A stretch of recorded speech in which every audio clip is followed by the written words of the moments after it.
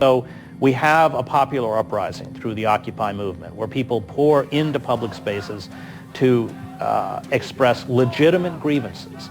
Student debt, the next bubble to go down, $1 trillion in debt, which we now saw, courtesy of our Congress, debt rates will, interest rates will actually go up in a couple of years. I mean, more than if they'd just taken it from a bank. It's insane. And meanwhile, the Federal Reserve is buying $85 billion a month worth of junk bonds and giving money at virtually 0% interest to Goldman Sachs. I mean, it's insane. The failure to address the mortgage and foreclosure crisis, the failure to address the chronic unemployment, underemployment, which, I mean, half of the country now lives in poverty, including the working poor, or near poverty. And what is the response? The response is to physically shut down the encampments, suspend unemployment benefits, cut food stamps, close things like Head Start. It's crazy. And that's what happens when you have an elite that is that unplugged, and which our elite is. So they will push and push and push myopically out of ignorance until something erupts, and that's exactly where we're headed. This is not an act of God. We're dealing with a society made and ruled by men.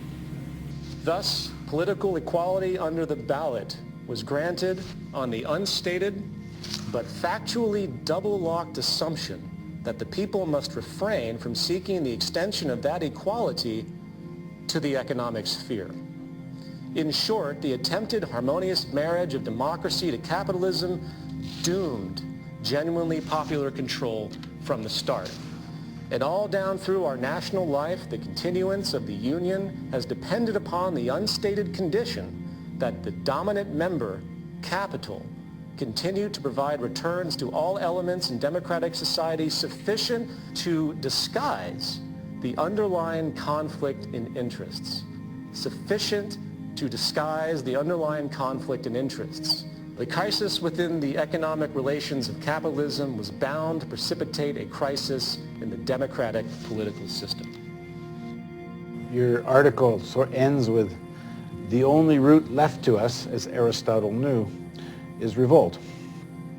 You can only survive so many beatings, so much humiliation, so much despair, so many broken promises, before something gives.